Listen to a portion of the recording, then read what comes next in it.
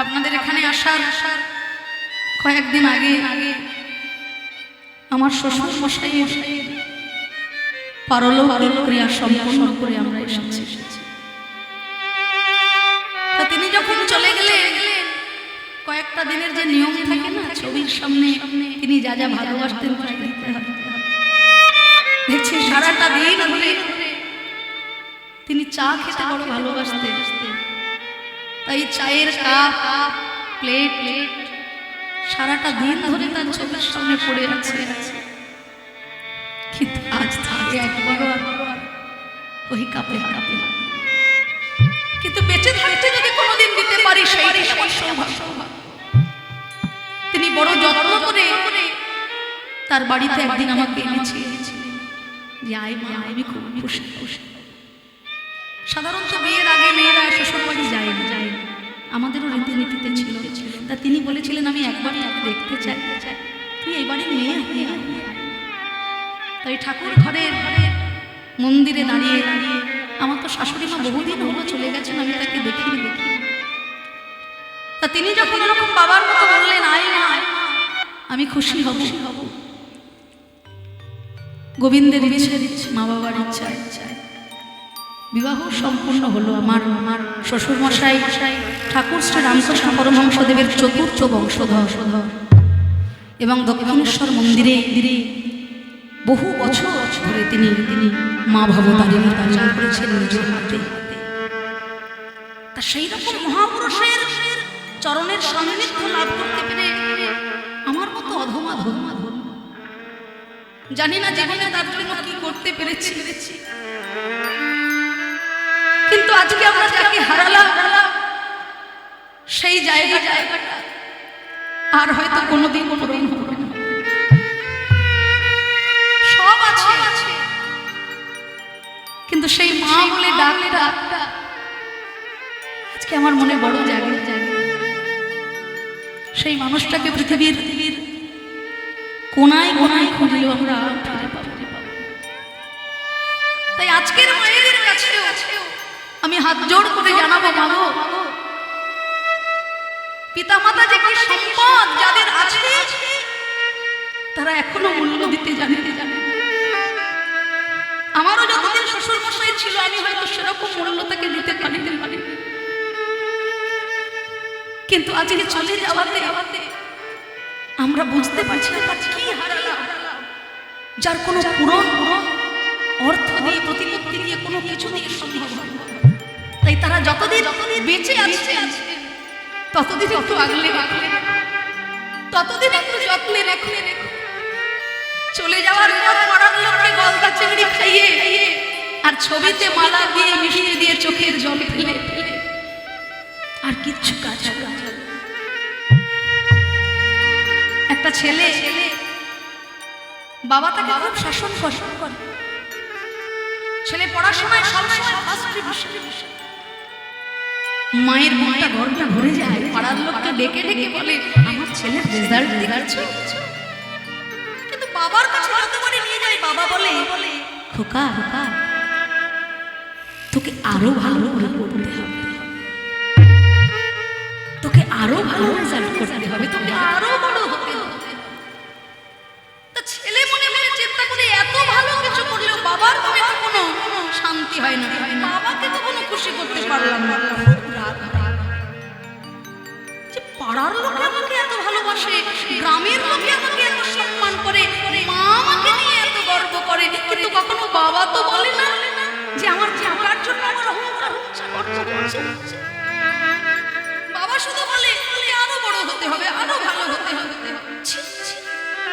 আবার বাবা রাতের অন্ধকারে মনে মনে চিন্তা করছে, ঘরে ওই ধার দেওয়া কাটারিটা আছে, রাতের অন্ধকারে বাবার গলাটাই এত রাগ, এত অভিমান। বাবার ভালোবাসা তো সুপ্ত হয়, প্রকাশ হয়। সন্তানের কাছে বাবা আর বাবার কাছে সন্তান যে কি সম্পদ, যে সন্তান নিজে বাবা হয়েছে সে জানে। নচেত বাবার ভালোবাসা সন্তান কখনো ছেলে ভাবে বাবাকে এত ভালোবেসে বললো, বাবার মতো কোনো পাই না, ওকে মেরেই দেয়। কাটারিটা হাতে করে নিয়ে দরজায় দাঁড়িয়ে আছে। ছাদের উপরে পূর্ণিমার রাতে চারিদিক আলোকিত হয়েছে। মা ডেকে বাবাকে দেখাচ্ছে, ওগো দেখছো দেখছো পূর্ণিমার চাঁদ কি ঝলমল করছে, যেন সারা পৃথিবীটাই আলোয় আলোকিত হয়ে গেছে। কি অপূর্ব শোভা, কি আলো, কি স্নিগ্ধতা। সঙ্গে সঙ্গে বাবা বলছে, তুমি কি বলছো? ওই যে পূর্ণিমার চাঁদ দেখছো, ওর থেকে অনেক বেশি আলো তোমার কি? পূর্ণিমার চাঁদের থেকে আরো বেশি আলো, পূর্ণিমার চাঁদের থেকে আরো ভালো কে? কেন কেন? আমাদের সন্তান। দেখো ওই ছেলের দ্বারা একদিন আমার বংশের মুখ উজ্জ্বল হয়ে যাবে। ওই ছেলে আমার একদিন মন বড় হবে। ওই ছেলের দ্বারা একদিন আমার পিতৃকুলের সৎপুরুষ মাতৃকুলের সৎপুরুষ 14 পুরুষ ওকে আমি এমন সংস্কার দিয়েছি, আকাশের ওই পূর্ণিমার চাঁদকে ওর থেকে অনেক উজ্জ্বল হয় চাঁদ। তোমার ঘরে তোমার ছত্র ছায়া আমি বড় করে সঙ্গে সঙ্গে হাতের ওই কাটারিটা ফেলে দিয়ে বাবার দুটো চরণ জড়িয়ে জড়িয়ে ছেলে বাবা আজকে আমার এই দুটো হাতে কত বড় তো পাপ আমি করতে যাচ্ছিলাম। সত্যি বাবার ভাবার সাথে কি জিনিস, সেই সুপ্ত ভালোবাসা সে সন্তান কখনো বোঝে না যে নিজে এখনো পর্যন্ত বাবা হয়েছে। রসগোল্লার যে কি স্বাদ, রসগোল্লা কি নিজে জানে?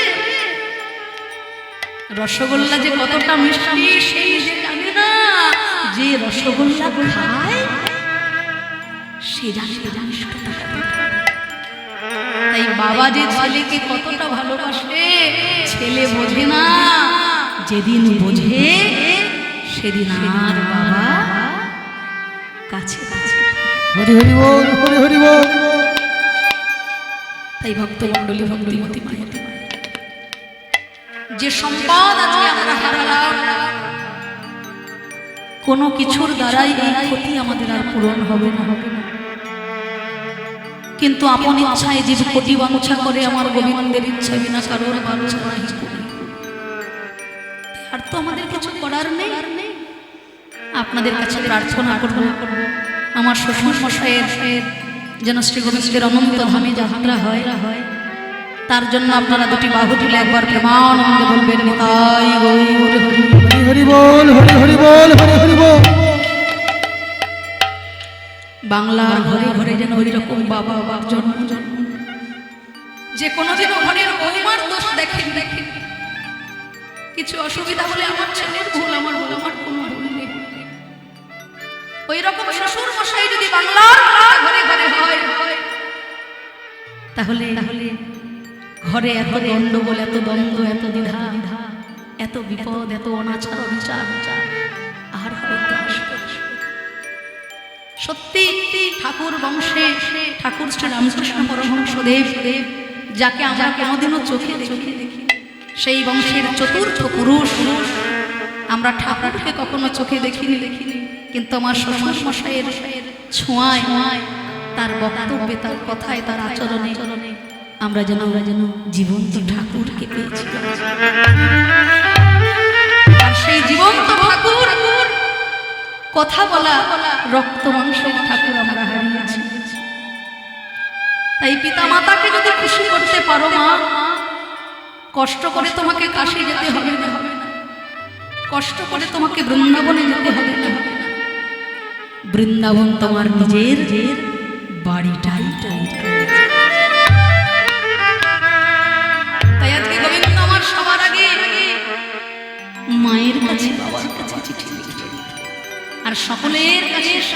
নিমন্ত্রণ পত্র নিয়ে ছুটে গেলেন নারদ। সবার কাছে চিঠি পৌঁছে দিলেন। রাধারানীও হাতে চিঠি পেলেন। সই আর দেরি করিস না, তোরা আমায় সাজিয়ে দে, আমি কৃষ্ণ দর্শনে যাব। সই তোরা আমায় সাজিয়ে দে। সখীগণ রাধারানীকে সাজা সাজা, কিন্তু কুটিলা মনে মনে চিন্তা করলো যে ঘরের বউ আজকে সেজে গুজে ওই কেলে ছোড়াকে দেখবে, আর আমি থাকতে তা হতে দেব? দাদা আয়ানকে ডেকে এনেছে। দাদা গো, দেখবি চল, তোর ঘরের বউ আজকে ওই কেলে ছোড়ার সঙ্গে দেখা করতে যাবে। আয়ান ঘোষ ছিল কালী কালী। সে কি চিন্তা করলো না, রোজ রোজ ঘরের বউকে নিয়ে এই কেলেঙ্কারি আর ভালো লাগে না। তাই মা কালীর হাত থেকে খাঁড়াটা তুলে এনেছে। এই খাঁড়া দিয়ে রাধারানীকে আজকে আমি একবারে দ্বিখণ্ডিত করে দেব। আয়ানের হাতে খাঁড়া দর্শন করে রাধারানীর মধ্যে হলো ভাবান্তর। আয়ান, তুমি আমাকে মারবে? আচ্ছা আচ্ছা, দেখো তো তাহলে আমি কে। চেনো না তুমি যে মনে, চেনো না তুমি যে মনে, চেনো না তুমি যে মনে, ছিলাম আমি তোমার ঘরে, এত বলি ধনী হইল অপরূপ, এত বলি ধনী হইল অপরূপ, রাধিকা ধরিলেন কালীর রূপ, রাধিকা ধরিলে কালীর রূপ, রাধিকা ধরিলেন কালীর রূপ, কালী হয়ে দাঁড়ালে, দাঁড়ালে আমাদের নাই বিনোদিনী, কালী হয়ে দাঁড়ালে।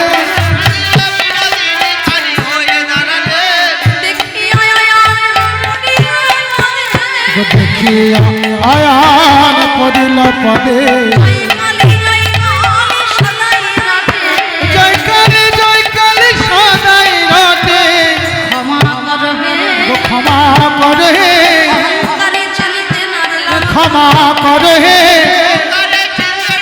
ক্ষমা করে, জয় কালী সদাই রাতে। রাধারানীর মধ্যে হলো ভাবান্তর। ওই ছেবাণী শুনি ধনী কালী কালী রূপে দাঁড়ালেন ভাবান্তরে রাধিকা সুন্দর। রাধারানীর মধ্যে বৃন্দাবনে কালী মূর্তি দর্শন করে স্তম্ভিত আয়ান ঘোষ ভয়ে ভীত হয়ে রাধারানীর দুটি চরণ জড়িয়ে ধরেছে, করজোর করে নিবেদন জানাচ্ছে। আপনারাও সকলে দয়া করে একটু হাত জোড় করে বসবেন। ত্বং স্বাহা ত্বং স্বাহা ত্বং হেব ষটকার স্বাহা সুধাশ্রে ত্রিহরিধাত্রা বিশাস্ত্या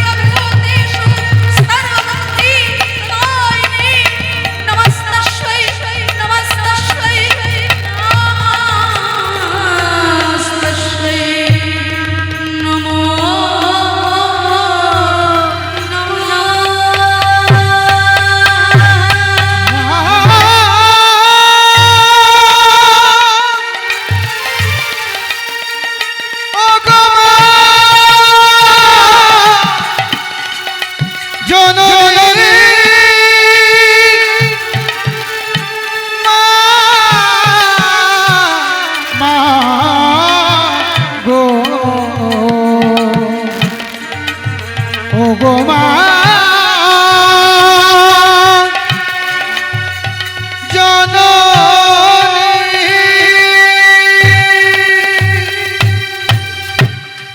देवी ब्रह्मण्यारते हरिहरसि आविर्भूतायामायारतराभिशाशीकरि वृन्दावनेर्दीर्घचलित भक्तेर कण्ठे बेजे उठल मङ्गलध्वनि शंखध्वनि उलूध्वनि जयध्वनि कलरव।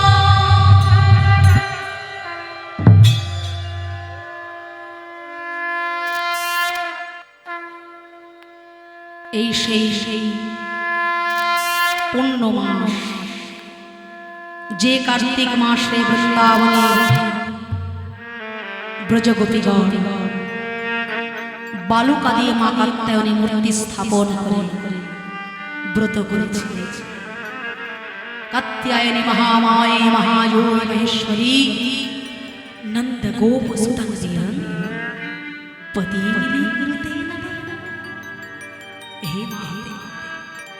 নন্দনন্দন যশোদানন্দন শ্রী গোবিন্দকে যেন আমরা আমাদের প্রাণের আলোর পেতে পারি। এই সেই কার্তিক মাস, যে কার্তিক মাস ধরে ব্রজগোপীগণ মা কাত্যায়নী স্তব কৃষ্ণকে পাওয়ার জন্য মা কাত্যায়নীর আরাধনা কেন? না মা হলেন হরির তত্ত্ব। গুরু রেখে গোবিন্দ ভজে সৃজন নরকে ভজে। আমরা এখানে অনেকে কালী ভক্ত, অনেকে কৃষ্ণ ভক্ত, অনেকে শিব ভক্ত। অনেক সময় কালী ভক্ত ভক্ত যারা চিন্তা করে আমার কোনটাই শ্রেষ্ঠ, আবার বৈষ্ণব কখনো ভাবে না আমারই ঠিক আছে, আমাদের তো সদাচার। আবার অনেক সময় শৈব চিন্তা করে এরা সব গন্ডগোল, আমারটাই ঠিক। তা আমার মায়ের সঙ্গে আমার একটু ঝগড়া হয়েছে, বুঝলেন মা? মায়ের সঙ্গে ঝগড়া করে সেদিন আমি গিয়েছিলাম আমার মামা বাড়ি। মা চিন্তা করলো মেয়ে যখন ঘরে নেই, মাও মনের দুঃখে চলে গেল মায়ের বাপের বাড়ি। বাবা চিন্তা করলো দুজনেই ঘরে নেই, রান্না করে খাওয়াবে কে? বাবা চলে গেল বাবার শ্বশুর বাড়ি। হাসেন না? না, একই জায়গায় কি করে? আমার মামা বাড়ি, মায়ের বাপের বাড়ি আর বাবার শ্বশুর, তিনজনে তিনটি জায়গায় রওনা দিলাম। ও বাবা, দিনের শেষে এসে দেখি গন্তব্যস্থল আমার একটা। জায়গার নামগুলো আলাদা হলেও গন্তব্যস্থল আমাদের এটাই ছিল। তাহলে তুমি শৈব হও, শাক্ত হও আর বৈষ্ণব ভক্ত হবার আগে নিজের দিকে প্রশ্ন করো, তুমি ভক্ত হবার আগে প্রকৃত মানুষ হতে শিখেছ। বহুরূপে সন্ন্যাসে তোমার ছাড়ি ঈশ্বর, জীবে প্রেম করে যেই জন, সেই জন সেবিছে ঈশ্বর। ঠাকুর বলতেন না, মানুষ আপন টাকা পর, যত পারিস মানুষ। আজকের দিনে একটু উল্টো, টাকা মানুষ পর, যত পারিস মেরে ধরে টাকা। তা না হলে টাকার জন্য ভাই ভাইকে খুন করতে দ্বিধাবোধ করে না, ছেলে বাবাকে মেরে ফেলতেও দ্বিধাবোধ। তাই এই সেই কার্তিক ব্রজবাদগণ, ব্রজগোপীগণ এই কার্তিক মাস জুড়ে শ্রী গোবিন্দকে প্রতিরূপে পাবার জন্য মা কাত্যায়নীর সাধনা সাধনা। গুরু রেখে গোবিন্দ ভজে সেই নরকে মজে, গুরু ছাড়া গোবিন্দ পাওয়া যায়। মা কাত্যায়নী দর্শন দিলেন, বলো হে কাত্যায়নী মহামায়ে মহাযোগী মহেশ্বরী নন্দ গোপ সুতং দিয়ন পতি। মা কাত্যায়নী বললেন, তথাস্তু। আজ থেকে 1 বৎসর পর বৃন্দাবনে প্রকাশ হবে মধুর রাসলীলা।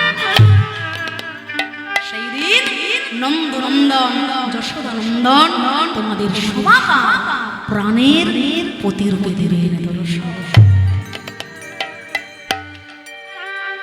তো সামনে রাস পূর্ণিমা, সেই পূর্ণ লগ্ন পূর্ণ তিথি।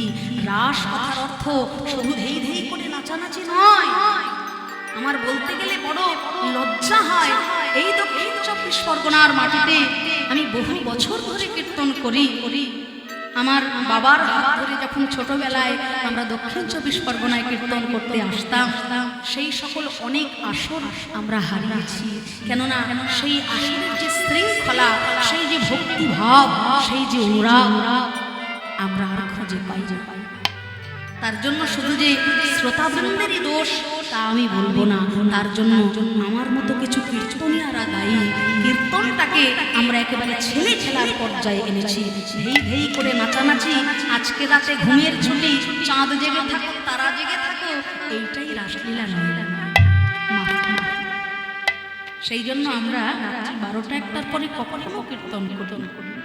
কেননা সেই সময় যে পরিস্থিতিটা দেখতে পাই সেটা কিন্তু সঠিক কীর্তনের আসর নয়। ওই যে উত্তম নৃত্য, মদ খেয়ে মাতালের মতো যে নাচানাচি, এটা কিন্তু রাসলীলা চরমতর অপরাধ। রাসের প্রকৃত অর্থটা আমাদের আগে জানতে হবে। রয়াকারে রা, দন্তেশ্বর। এই রয়াকারে রা, দন্তেশ্বর, মাঝখান থেকে আকার সরিয়ে দিলে ভক্ত ভগবানের মাঝখানেও যেমন একটা আকার রয়েছে। রয়াকার দন্তেশ্বর রাসের মধ্যে আকার যেমন, রস আকার সরালে তবে রস। তদ্রূপ ভক্ত আর ভগবানের মাঝে একটা কি দৈবী হেষা গুণময়ী মম মায়া দয়া মামেব বিনুদ্যন্তে মায়ামিতান্তে। মায়া হলো এই মায়ারূপী আকারটাকে সরাবেন কে? যোগমায়া। দেখবেন বিড়াল যখন শিকার ধরে, দাঁত দিয়ে ছিঁড়ে ভিড়ে শিকারটাকে একেবারে সর্বশান্ত করে দেয়, সেই দাঁত দিয়ে এই বিড়াল যখন নিজের সন্তানকে নিয়ে যায়, সেই দাঁত দিয়ে যাকে শিকার করলো, একটা ইঁদুরকে একেবারে ছিন্ন ভিন্ন করে দিল যে দাঁত দিয়ে, সেই দাঁত দিয়ে বিড়াল যখন নিজের সন্তানটাকে এক জায়গা থেকে আরেক জায়গায় নিয়ে যায়, সন্তানের কি ভালো লাগলো? তাই সেই মা কাত্যায়নে তুমি যদি তার সঙ্গে সদাচার না করো, তুমি যদি কুপথে প্রচলিত হও, শিকারের মতো ইঁদুরের মতো তোমার জীবনটাকে তিনি ধ্বংস করবেন। যদি ভক্ত হয়ে সাধনা করো, সন্তানের ন্যায় ওই মা তোমার ব্রতকে নিয়ে যাবে। তাই সেই রাস কথার অর্থ হলো ভক্তির সঙ্গে ভগবানের, আত্মার সঙ্গে পরমাত্মার মহামিলন। তাই আমি প্রার্থনা জানাবো সেই রাস পূর্ণিমাকে উপলক্ষ করে উদ্যম নাচানাচি, পাগলের মতো হই হই করে হাত তুলে নাচানাচিটাই রাসের প্রধান অঙ্গ নয়। এই রাস লীলার মাধ্যমে, এই রজনীর মাধ্যমে ভক্ত ভগবানের মহামিলন হয়। আমরা যেন কায় মন বাক্যে রাধা গোবিন্দের শ্রী চরণকে আশ্রয় করতে পারি। তাই তাই আজকে রাধারানী আয়ান হাসের থেকে বিদায় নিয়ে গোবিন্দের কাছে চললেন। হাসের তীরে চার কোনায় চারটে দরজা, শান্ত সক্ষ বাৎসল্য মধুর 5 রসের ভক্ত আমার গোবিন্দকে ঘিরে ঘিরে দাঁড়িয়েছে। যশোমতী মা বলছেন গোপাল আমার, দেবকী মা বলছেন গোপাল আমার। দুই মায়ের ঝগড়া মেটাতে এলেন মা জগৎ জননী দুর্গা।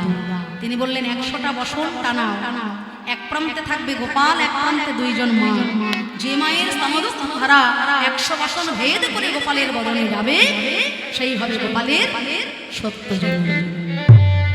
দেবকী মা চিন্তা করছে ছেলে তো আমার দুগ্ধ খাবে না, কোথায় যাবে? গর্বে দেবকী স্তন প্রথম বসন ভেদ না করে। দেবকী মায়ের দুগ্ধ ধারা 100 বসন তো দূরের কথা, প্রথম বসন ভেদ করে কাঁদছেন। শাস্ত্র এক পাশে দাঁড়িয়ে বলছে মা গো এখন আর কেঁদে কি হবে? এই দেবকী মা আগের জন্মে ছিলেন মাতা কৈকেয়ী। রামচন্দ্র যখন 14 বছরের জন্য বনবাসে যাবেন, কৌশল্যা মা দুগ্ধ পাত্র পারলেন রামের বদনে। মন্থরার কুপরামর্শে কৈকেয়ী মা রামচন্দ্রের মুখের সামনে থেকে দুধের বাটিটা ফেলে দিয়েছে।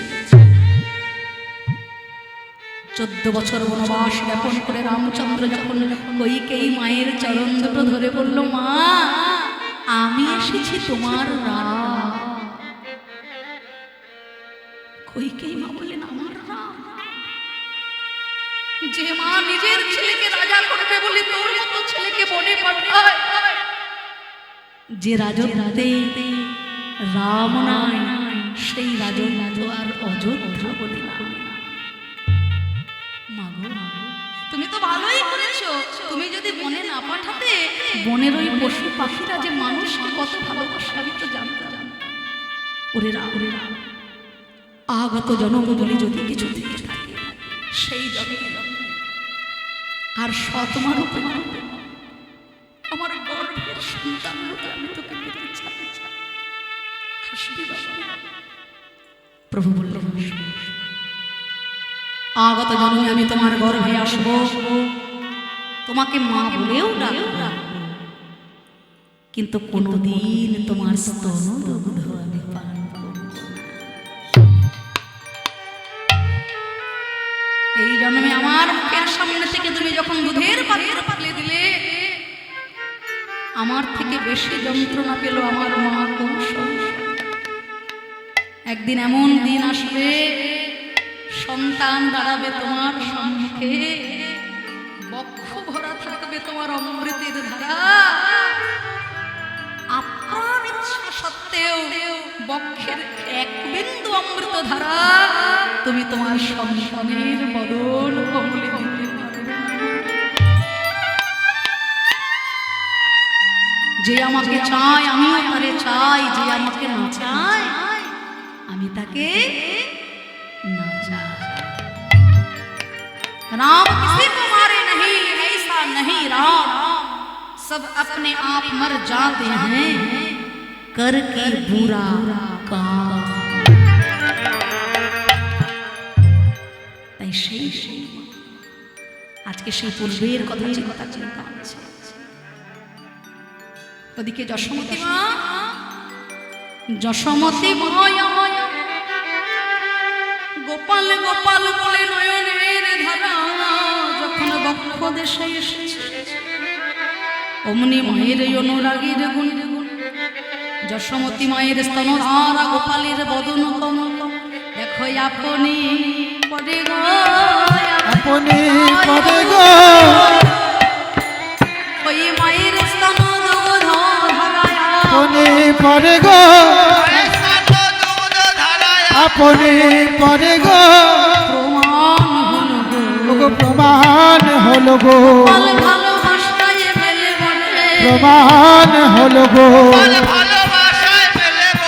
প্রমাণ হলো গো। এই যশোমতী মা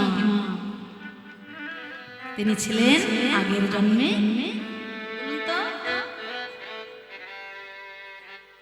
যশোমতী মা আগের জন্মে ছিলেন ঝরা।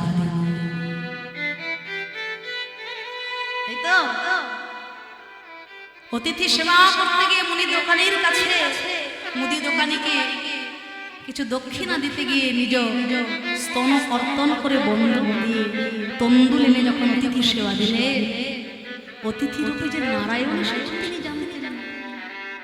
নারায়ণ জ্ঞানে অতিথি সেবা দিতে গেলে মুদি দোকানের কাছে স্তন কর্তন করে বন্ধ করে যেই না রন্ধন করে সেবা দিতে গেছে, এক বিন্দু রক্ত পড়েছে মাটিতে। অতিথি বলে উঠলেন, মা অসুচি হইলে নারী সেবা দিতে নাই, সে কথা কি কখনো তুমি জানো না? তুমি যে অসুচি, তুমি আমার সেবা দিতে। ধরা দেবী কেঁদে উঠল, বাবা আমি অপবিত্র নই, আজকে অতিথি সেবা দিতে গিয়ে আমার স্তন কর্তন করে বন্ধ দিয়ে এসেছি তো, তাই এই রোধের ঠান্ডা মাটিতে পড়েছে, আমি লুকাতে পারি। সঙ্গে সঙ্গে অতিথি শঙ্খ চক্র গদাপদ্মধারী নারায়ণ হাত থাকতে পারবে। আজকে যে স্তন কর্তন করে অতিথি রূপে তুমি নারায়ণ সেবা দিলে, কথা দিলাম আগত জন্মে ওই স্তন ক্ষীর পান করে তোমার গোপাল হয়ে, তোমার ছাত্র ছায়ায় বৃন্দাবনে তোমার ছেলে হয়ে আমি বড় হব।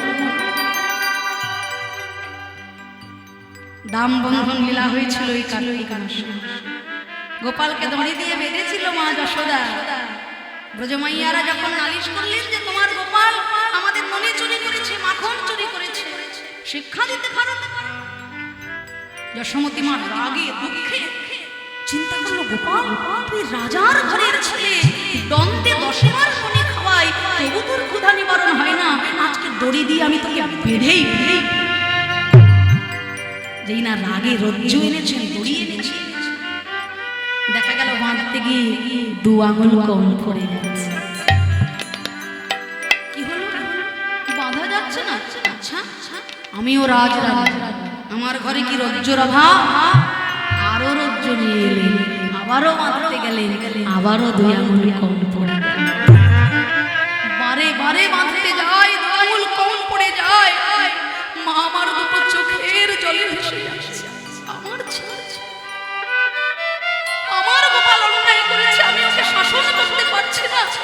আমার ছেলে তো, আমি কেন পারবো আমার ওকে বাঁধতে?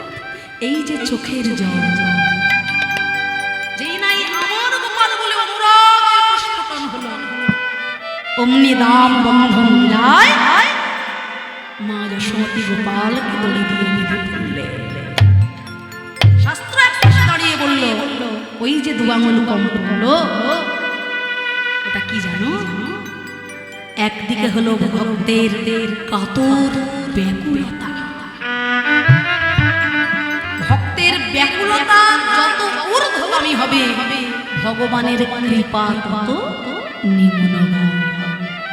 এই দুটো আঙুল, ভক্তের ব্যাকুলতা আর ভগবানের কৃপা, দুটো ছাড়া কখনো ভগবানকে বানাতে পারে। ভক্তের সাধনা শুরু হবে নিম্নগামী থেকে ঊর্ধ্বগামী। কুলকুণ্ডলিনী শক্তিকে জাগরিত করে চতুর্দল মলাধার হতে ষট চক্র ভেদ করে ভক্তের সাধনা যখন দল পথে আসবে, সহস্র দল পথে ভক্তের সঙ্গে ভগবানের হয়ে যাবে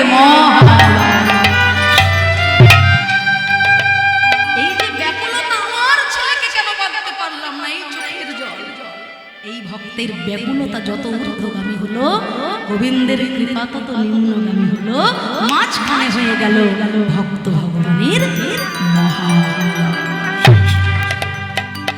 এই ধরামা অতিথি সেবা জেনেছিলেন বলে নারায়ণা ছিলেন তার ঘরে সন্তান রূপে বিরাজ করলেন। তাই অতিথি সেবা আমাদের সনাতন শাস্ত্রের একটা বিশেষ সম্পদ। আমি না বলে পারছি না, আজকে যে বাবার বাড়িতে আমরা এসেছি, আমি ওনাকে বাবা বলেই ডাকলাম। ওনার যে আপ্যায়ন এবং আমাদের মা যিনি বাড়ির প্রত্যেক মানুষ, তাদের যে ব্যবহার, যে ভালোবাসা, যে আপ্যায়ন আমরা পেয়েছি, নিজেদের সবথেকে ভালো ঘরটা আমাদেরকে দিলেন। হ্যাঁ, আমরা কি খাবো, কোথায় বসবো, কোথায় থাকবো, ব্যস্ত তারা।